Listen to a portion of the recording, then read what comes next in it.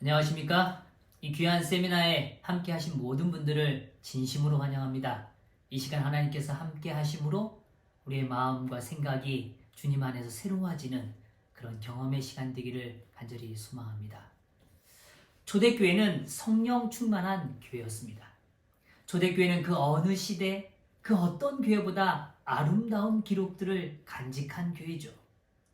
이 시대에도 여전히 우리는 초대교회의 그 뜨거운 열정과 부흥을 맛보기를 소망하죠. 사도행전 6장에서는 이 초대교회가 겪게 되는 특별한 한 상황을 묘사해주고 있습니다. 성경 본문 가운데 좀처럼 초대교회와는 어울리지 않는 한 단어를 발견하게 되죠. 사도행전 6장 1절의 말씀입니다. 그때에 제자가 더 많아졌는데 헬라파 유대인들이 자기의 과부들이 그 매일 구제에 빠짐으로 히브리파 사람을 원망한대. 네, 바로 히브리파 사람을 원망한대라는 표현입니다. 이 아름다운 교회, 성령 충만한 교회에 원망이라는 정신이 나타나게 된 것이죠. 초대교회도 이런 일이 있었다는 것이 혹시 위안이 되시나요? 오늘 우리 교회 안에도 이런 정신이 스며들 때가 있는지 모르겠습니다. 본문을 조금 더 들여다보면 흥미로운 사실을 한 가지 발견하게 됩니다. 그들 가운데 원망이 시작된 이유는 놀랍게도 앞부분에 서술되어진 내용으로 확인될 수 있어요. 자기의 과부들이 그 매일 구제에 빠지게 되었다는 걸 표현해주고 있습니다.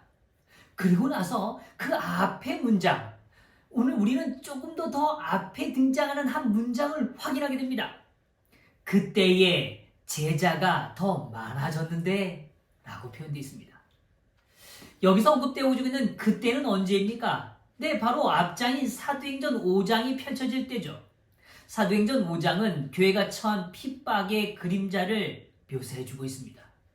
사도들은 핍박을 받아 옥에 갇혔습니다. 주의 사자가 밤에 옥문을 여시고 그들을 다시금 선포의 자리로 인도해 주셨죠.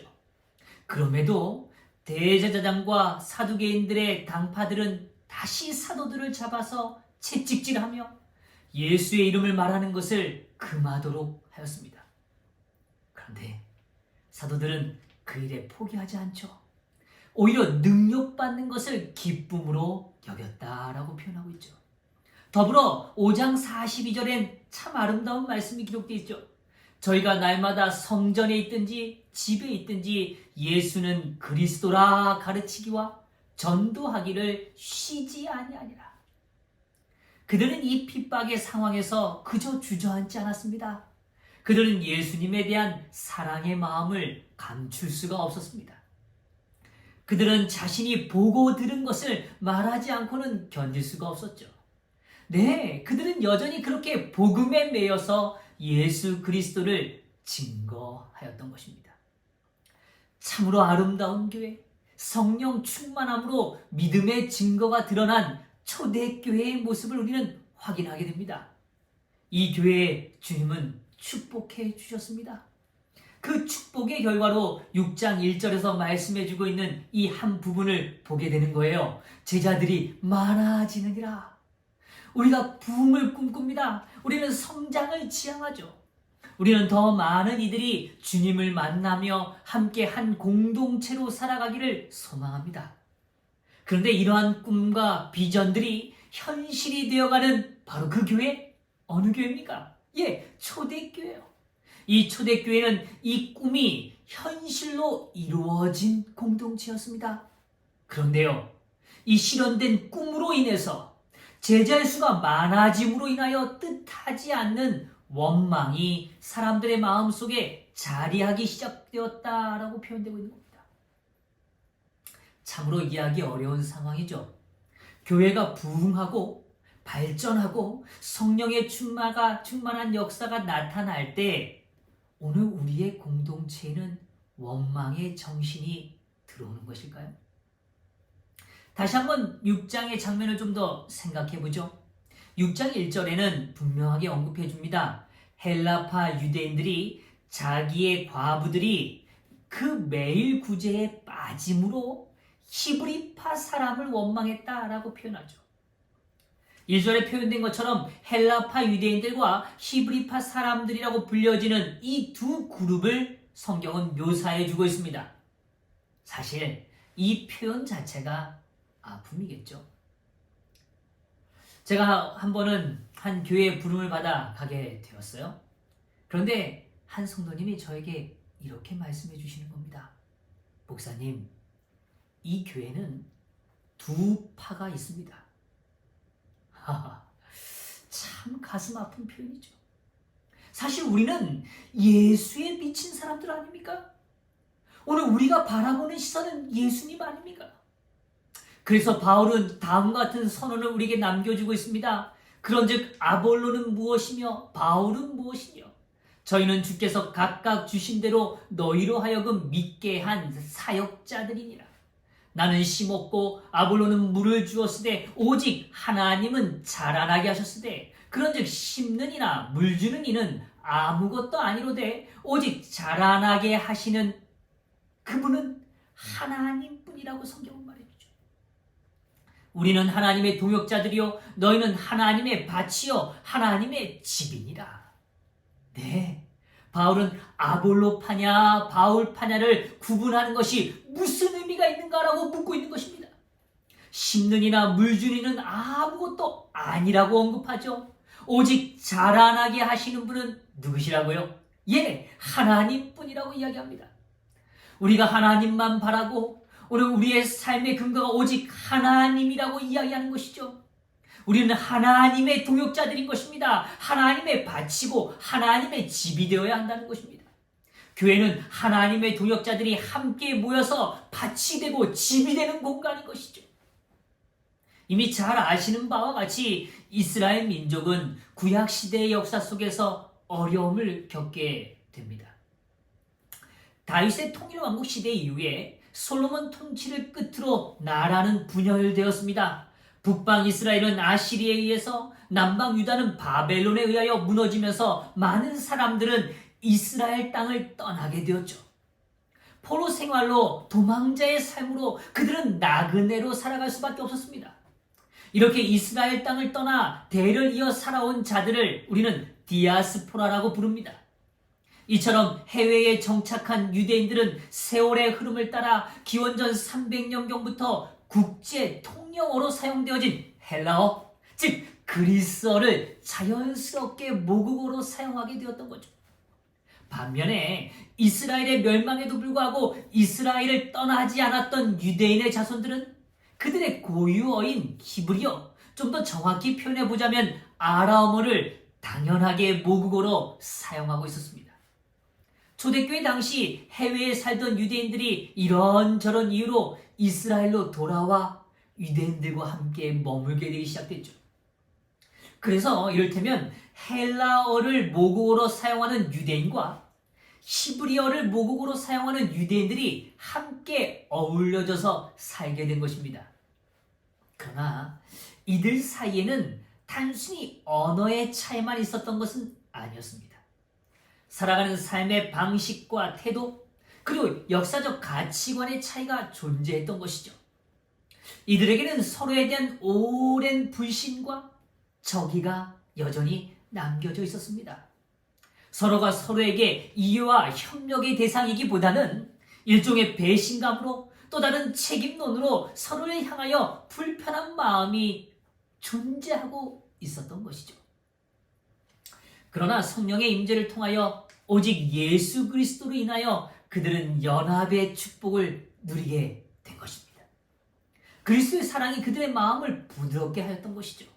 서로에 대한 불편함과 편견들이 힘을 잃어가게 하는 것은 더 크고 온전한 그리스도의 사랑이 그들 모두를 조화라는 축복의 자리로 인도해 주었기 때문이죠.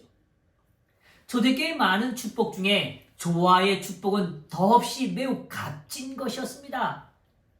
그러나 이런 온전한 연합에 틈이 생기게 된 것입니다. 헬라파 과부들이 매일 구제에 빠지는 일이 생기는 게 거죠. 헬라파 유대인들은 이 일로 인해서 히브리파 사람들을 원망하게 된 것입니다.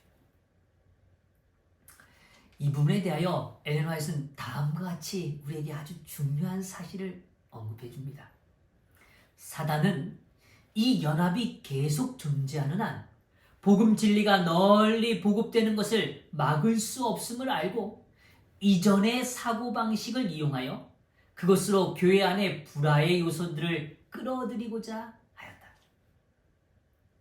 그리하여 시간이 흘러 제자들이 증가하였을 때에 원수는 믿음의 형제들을 질투하고 그들의 영적 지도자들의 과오를 찾는 습관을 가졌던 어떤 사람들을 의심하게 하는데 성공하였다.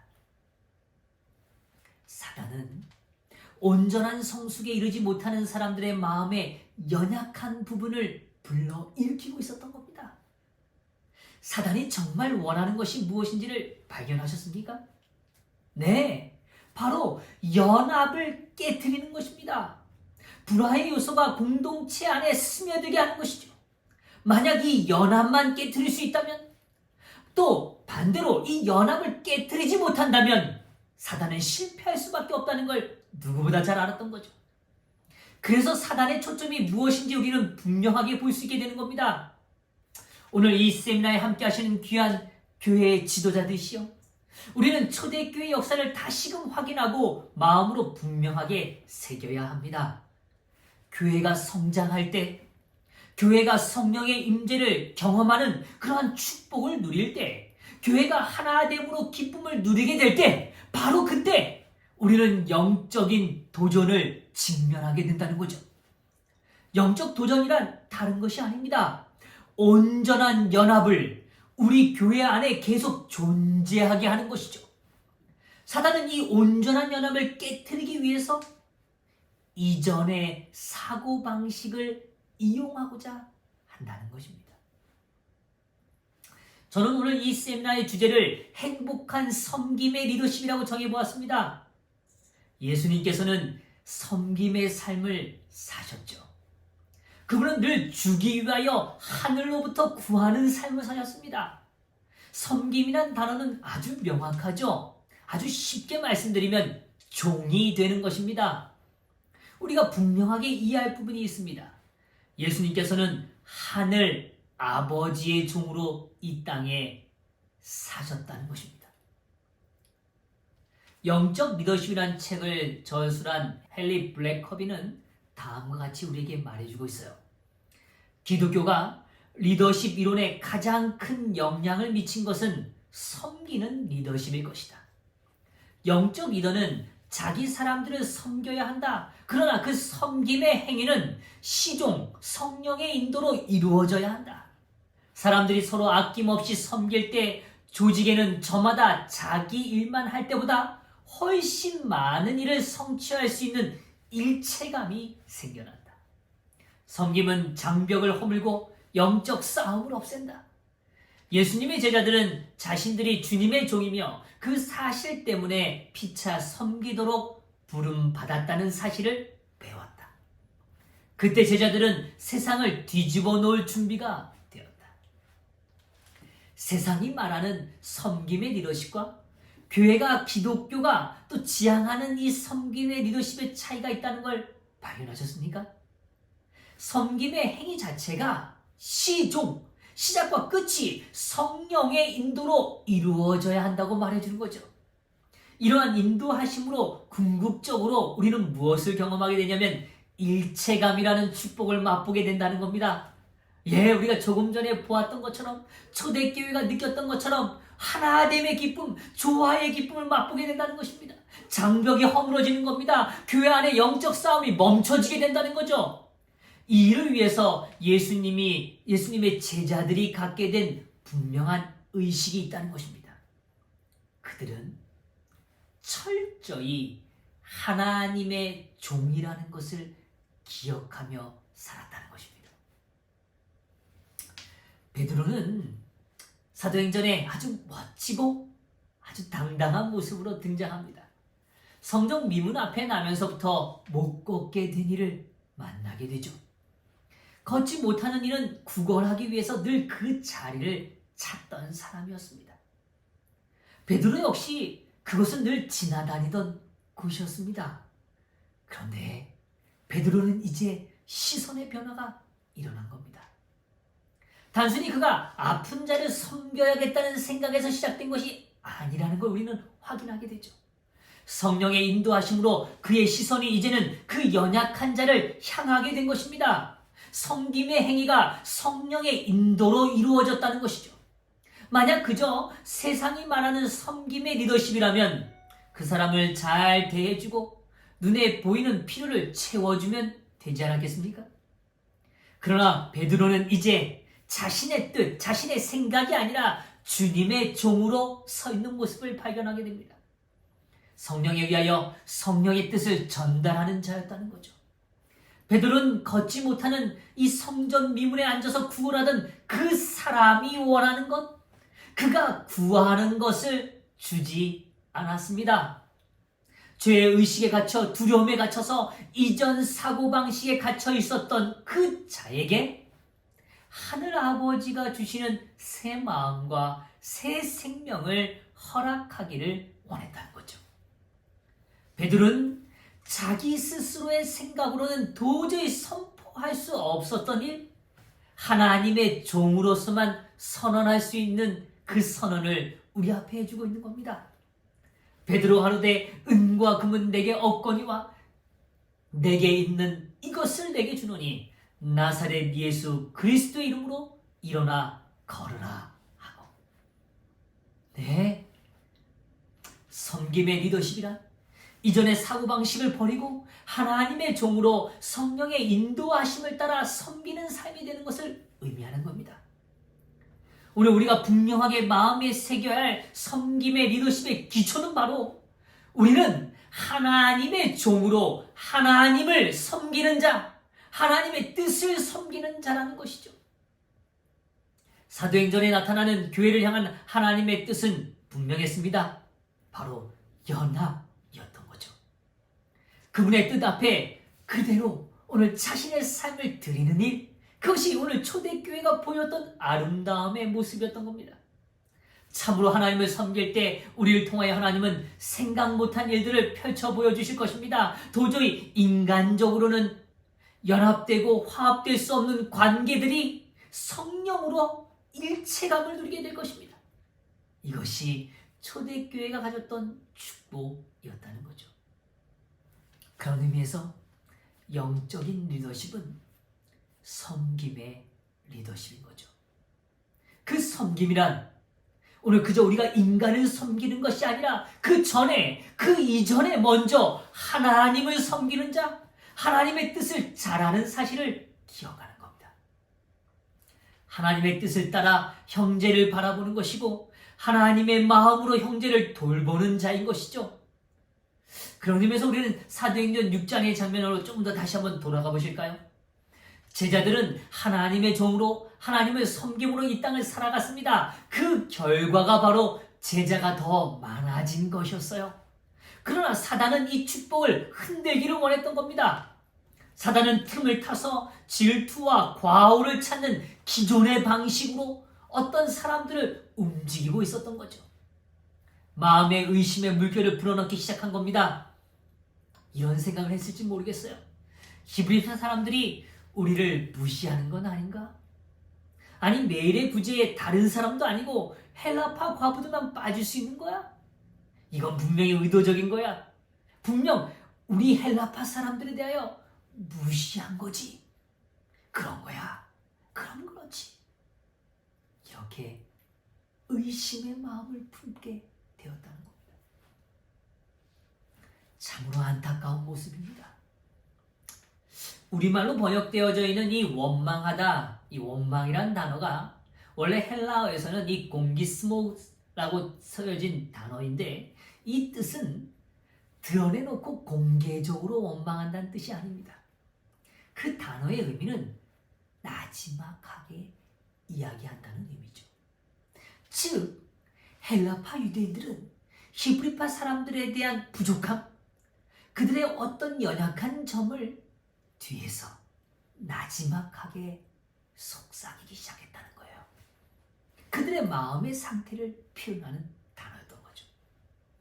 에레나스는 이 부분에 대하여 이렇게 표현해주고 있어요. 복음 정신에 어떠한 불평도 있어서는 안 될 것이었으나 사단은 의심을 일으키는데 성공하였다. 인간은 연약합니다. 참 부족하죠. 이 부족함이란 완전하지 못함을 의미하기도 하죠. 참 미안하죠. 챙긴다고 챙기고 돌본다고 돌보지만 늘 교회 안에는 혹 놓쳐지는 일들이 생기기 마련입니다.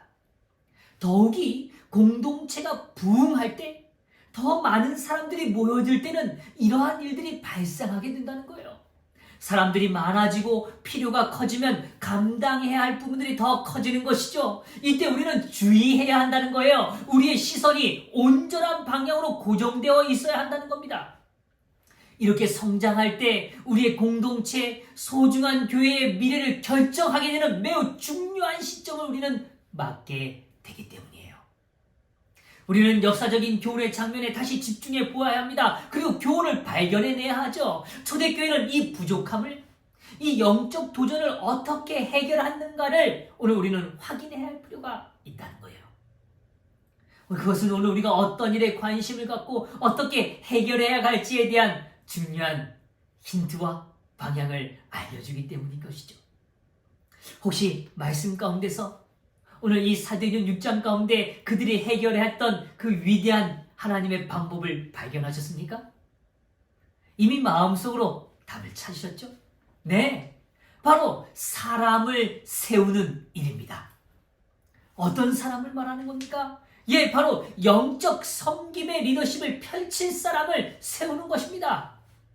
교회는 확장되는 축복을 누릴 수 있습니다. 바로 그때 교회가 성장하고 나갈 것인지, 더 큰 성장을 향해 갈 것인지, 아니면 한계에 갇혀 머물게 될지를 결정하는 시간이라는 것이에요. 우리는 늘 이런 표현을 쓰기는 하죠. 위기는 기회라고 말이죠. 네, 맞습니다. 바로 초대교회가 위기를 기회로 바꾸는 그런 축복을 누린 교회였다는 겁니다. 초대교회는 계속 확장되고 있었습니다. 교인의 수가 증가되고 있었어요. 제자의 수가 점점 많아지고 있다고 표현하고 있습니다. 이것은 감사한 일이었어요. 그러나 다른 한편으로는 필요가 증가되고 있었다는 걸 의미합니다. 책임을 맡은 사람들에게 끊임없이 무거운 부담이 가중되고 있었다는 것을 의미하기도 한다는 거예요. 엘렌 화이트는 또한 이 부분에 대해 이렇게 저술해주고 있어요. 한 사람이나 심지어 한 무리의 사람들일지라도 교회의 미래의 번영을 위태롭게 함없이 홀로 그 짐을 계속 감당할 수는 없었다. 교회 초창기에 몇몇 사람들이 충성스럽게 감당했던 그 책임을 앞으로는 분담할 필요가 있었다. 여기 보이십니까? 예, 어떤 탁월한 한 사람이라도, 어떤 탁월한 무리라도 오늘 교회가 더 성장하고 번영할 때는 그 짐을 결코 혼자 감당할 수 없다고 이야기해요. 그 책임을 분담해야 된다고 이야기합니다. 좀 더 보실까요? 사도들은 이제 지금까지 그들이 졌던 짐의 얼마를 다른 사람에게 분담시킴으로써 교회 안에 복음 질서를 완성시키는 중대한 조치를 취해야 하였다. 교회 안에 복음 질서를 완성시키는데 중대한 조치가 무엇입니까? 네, 바로 짐을 나눠지는 것입니다. 교회 안에 복음 질서를 완성하는 일입니다. 이 완성을 위한 필요의 과정이 오늘 우리에게 존재한다고 이야기하는 거예요. 하나님의 몸된 교회는 홀로 한 사람에 의해서 혹은 한 그룹에 의해서 결코 완성될 수 없습니다. 만약 그것을 주장한다면 거기에 멈춰서 있겠다는 말과 다르지 않다는 거죠. 교회의 영향력의 원은 더 커져가야 합니다. 더 많은 사람들이 울타리 안으로 함께 해야 한다는 거죠. 교회의 사랑의 울타리가 커져간다는 것이 무엇을 의미합니까? 내 거룩한 영적 리더십을 함께 나누어질 영적 리더들이 더 세워져 가야 한다는 걸 의미한다는 것이죠. 초대교회는 믿음으로 사람을 세우는 일을 하였습니다. 초대교회는 7 집사를 세웠습니다. 준비된 사람을 선택하고 집사로서의 직무를 행하도록 기도와 안수로서 구별하는 일을 했다는 것이죠. 참으로 아름다운 장면입니다. 이것은 교회 안에 오늘 복음 질서를 완성시키는 일이었던 거예요. 사도행전 6장 본문 가운데 좀 더 우리는 놀라운 사실을 한 가지 더 발견하게 돼요. 6장 5절엔 이렇게 표현하고 있습니다. 온 무리가 이 말을 기뻐하여 믿음과 성령이 충만한 사람 스데반과 또 빌립과 브로고노와 니가노르와 디몬과 바메나와 유대에 입교한 안디옥 사람 니골라를 택하여 사도들 앞에 세우니 사도들이 기도하고 그들에게 안수하니라. 온 무리가 이 말을 기뻐하였다라고 표현해요. 정말 아름다운 연합의 모습이죠. 누가 선출이 되었던, 누가 하나님 앞에 특별한 리더십을 부여받았던 그 일로 인하여 모두가 함께 기뻐했다고 이야기하고 있어요. 누구도 시기와 질투가 그들의 마음을 차지하지 않았습니다. 함께 기뻐했던 거예요. 영적 리더십이 확장되는 일로 인하여 함께 즐거움을 누렸던 것입니다. 여기 좀 더 표현하기를 믿음과 성령이 충만한 사람이라고 언급하면서 7 집사의 이름들이 나열되고 있습니다. 7 집사의 이름 속에 매우 중요한 한 가지 사실을 발견하게 되죠. 7 집사의 공통점은 분명 믿음과 성령 충만한 사람이었습니다. 그런데요, 인간적인 관점에서 보면 또 다른 하나의 공통점을 우리는 발견할 수 있습니다. 바로 7 집사 모두 헬라파 사람들이었다는 것입니다. 참으로 놀랍지 않나요? 분명 예루살렘에 세워진 초대교회는 히브리파 사람들이 훨씬 많았을 거예요. 어쩌면 기득권처럼 자리하던 히브리파 사람들이 집사로 선임되어야 하지 않았을까요?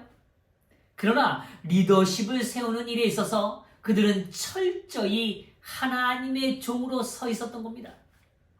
초대교회 공동체는 공동의 섬김의 리더십을 발휘하고 있었던 겁니다. 하나님의 종으로, 하나님의 뜻으로 이 땅을, 교회의 연약함을, 이 교회가 가야 할 곳을 바라보고 있었던 거죠. 히브리파 사람들은 좀 더 대인관계에서 더 넓은 견해를 갖고 훨씬 큰 그릇이라고 느껴지는 이 헬라파 유대인들을 전폭적으로 지지해 주었던 거예요. 섬겨야 할 대상이 훨씬 많고 또 쉽게 소외될 수 있는 삶을 더 잘 돌볼 수 있게 보여지는 헬라파 유대인들에게 공동체가 리더십을 부여해주고 있었던 것입니다.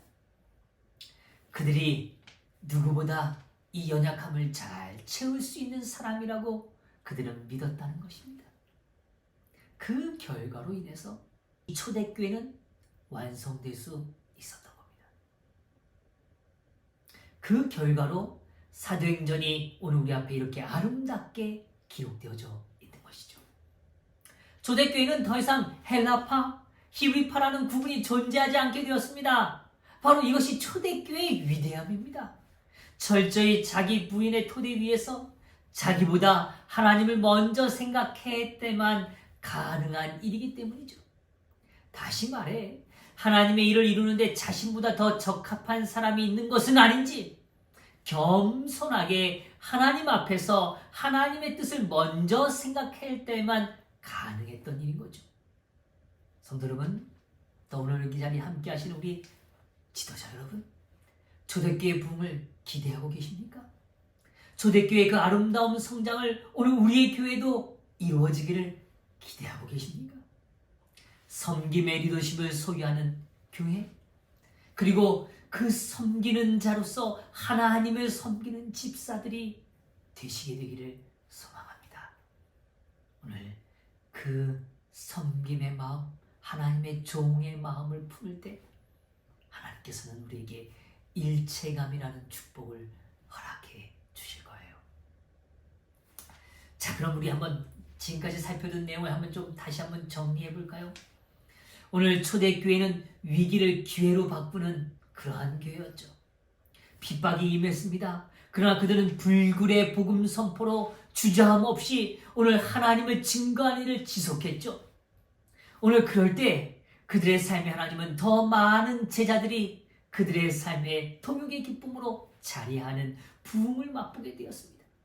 그러나 이 부흥은 영적인 도전을 직면하게 만들었죠.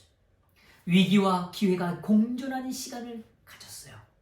그들의 마음속엔 피로를 채우지 못하는 그런 한계를 바라보며 여전히 원망스러운 마음들을 품었다고 우리는 확인했습니다. 바로 이때 오늘 우리에게 필요한 건 복음 질서, 영적 리더십의 분담이라는 사실을 확인하게 된 것입니다. 그 리더십이 분담되어질 때 우리는 공동체의 성장을 확인하게 되는 것입니다. 집사는 귀한 직분입니다. 집사는 영적 리더십을 부여받는 축복의 직임인 것이죠. 집사는 분담을 통해서 그리고 성장을 통하여 매우 귀한 연합의 직분으로 오늘 우리 앞에 존재하는 것입니다. 성도 여러분, 또 우리 지도자 여러분, 집사는 연합을 위하여 쓰임받는 자들입니다. 이제 우리는 이 영적 리더십에 대해서 조금 더 생각해 보기를 원합니다. 지도력, 이건 리더십을 의미하죠. 오늘날 많은 사람들에게 매우 중요한 화두이기도 합니다. 무너지는 회사가 새로운 리더로 인하여 새롭게 딛고 일어나는 사례를 우리는 볼 수 있습니다. 리더십의 필요는 단지 경제적 이익을 추구하는 회사에게만 국한된 이야기는 아닐 겁니다. 스포츠에도 마찬가지입니다. 지도자, 즉 감독의 변화로 새로운 팀이 되는 것을 우리는 이미 맛보았습니다. 어느덧 오래된 이야기처럼 들릴 수 있지만 히딩크의 리더십은 당시 한국 서점가의 화두가 되기도 했죠. 애플의 기업의 스티븐 잡스는 그 한 리더십으로 새로운 회사를 일구어내었습니다. 리더의 변화로 갖게 된 발전의 사례들은 너무도 많습니다. 그런데요, 교회 안에도 우리도 이러한 리더십을 기대하고 있는 건 아닐지 모르겠습니다. 목회자가 성공한 스포츠 감독의 리더십을 따른다면 교회는 좀 더 효과적으로 바뀔까요? 우리는 성경으로 돌아가 이 사실을 좀 확인하고 오늘 우리가 가야 될 참다운 리더십에 대하여 생각해 볼 필요가 있는 것이죠. 다시금 말씀 속에서 빛을 발견해야 될 때라고 생각합니다. 사도행전에 나타난 초대교회 리더십은 어떤 리더십을 나타내고 있는 것일까요? 만약 우리가 초대교회에 가졌던 그 아름다운 영적인 리더십을 발견하고 따른다면 오늘 우리가 섬기는 교회도 분명 그 축복을 누리게 될 것입니다. 리더십에 대하여 수많은 정의들이 존재합니다. 제임스 맥그리버 번즈는 다음과 같이 리더십에 대한 이해를 우리에게 설명해 주고 있어요. 리더십은 지상에서 가장 많이 언급되면서도 가장 이해가 부족한 현상이다. 이런 표현이 적절한 이유는 리더의 책임 전략이란 책에서 리더십의 정의가 대략 850가지 이상이라는 사실을 밝혀주고 있기 때문입니다. 리더십이라고 묻는다면 아마 오늘 이 시간 함께 하시는 모든 분들의 마음속에 리더십이 무엇입니까? 라고 묻는다면 아마 다양한 생각들, 다양한 정의들을 내릴 수 있기 때문이겠죠. 그런데 이 오스월드 샌더스는 다음과 같이 리더십을 정의해주고 있어요.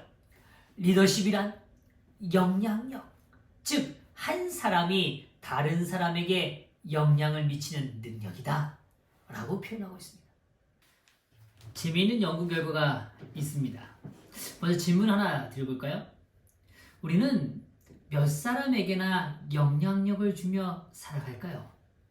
우리가 사는 인생 동안 도대체 몇 명이나 나의 삶에 영향력을 받을까요?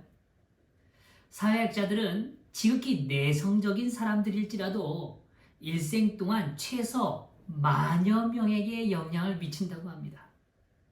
몇 명이라고요? 예, 10,000명 이상 영향을 미친다는 겁니다. 엄청난 숫자이죠. 네, 무엇보다도요, 우리는 우리가 가장 사랑하는 가족들에게 가장 큰 영향력을 미치고 살아간다는 건 정말 부인할 수 없는 이야기겠죠. 이런 의미에서 본다면 우리는 모두가 리더십을 지니고 살아가고 있는 것입니다. 다만 그 영향력이 선한 것인지 악한 것인지 또는 지속적인 것인지 아니면 일시적인 것인지는 차이가 존재하긴 하겠습니다 말이죠. 헨리 블랙커비는 오늘날 이 혼란스러운 리더십에 대하여 좀 더 정확한 정의를 우리에게 주고자 했습니다.